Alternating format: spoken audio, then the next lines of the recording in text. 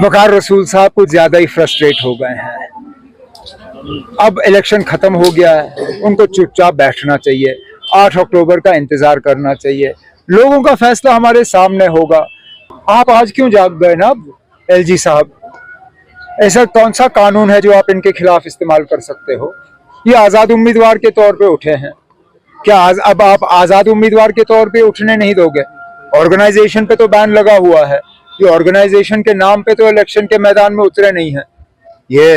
और तो और ठीक है ना, अगर आप वैसे भी 8 अक्टूबर के बाद यहाँ कोई कानून बनाने का इख्तियार जो है एलजी साहब के पास नहीं होगा।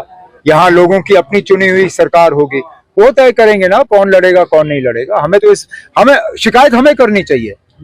मैदान में हमारे खिलाफ उतरे हैं, वोट हमारे खिलाफ लेने की कोशिश कर रहे हैं, हम इस तरह की मांग नहीं कर रहे हैं, तो एलजी साहब क्यों कर रहे हैं ना? अब उनको क्या परेशानी है?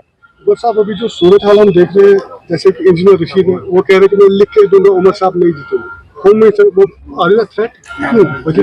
अब इंजीनियर रशीद साहब जरा पहले जो आज उन्होंने एबीपी के जरिए इंटरव्यू दिया है उसका जवाब दें।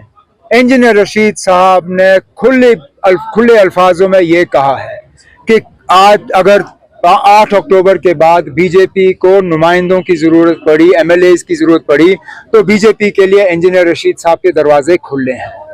अगर आज इंजीनियर रशीद साहब बीजेपी को मदद करने के लिए इलेक्शन लड़ रहा है तो जम्मू कश्मीर के लोगों को बहुत सोच समझ के अपने वोटों का इस्तेमाल करना चाहिए, क्योंकि मैं बार बार ये कहता आया हूँ। आज इंजीनियर रशीद साहब ने शुक्र है हमारी बात को तस्लीम किया है।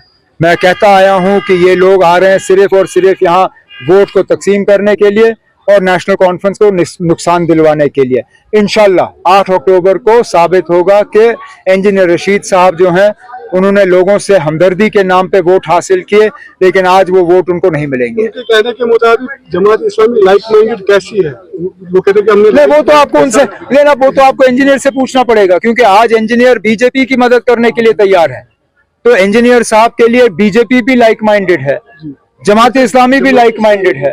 अब ये तो सिर्फ इंजीनियर ही समझा सकता है ना, मैं तो उनकी सियासत आज तक समझ नहीं पाया। आप समझ सकते हैं तो अच्छी बात है।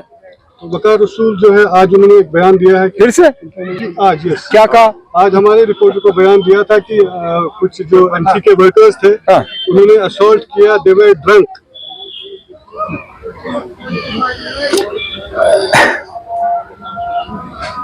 तब फ्रस्ट्रेशन में लोग बहुत कुछ कह जाते हैं।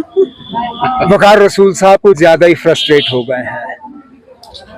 अब इलेक्शन खत्म हो गया है, उनको चुपचाप बैठना चाहिए, 8 अक्टूबर का इंतजार करना चाहिए। लोगों का फैसला हमारे सामने होगा। बाकी रही बात उनकी अपनी तंजीम जो उनकी कांग्रेस पार्टी है, उन्होंने उनके इन बयानों को पसंद नहीं किया। उनको जो नए पीसीसी के सदर बने हैं उनके तरफ से मार पड़ी है एक बयान के जारे। उन्हें अपनी पार्टी का जो है नेशनल कांग्रेस का ख्याल रखना चाहिए। हम अपनी पार्टी का ख्याल रखेंगे ना।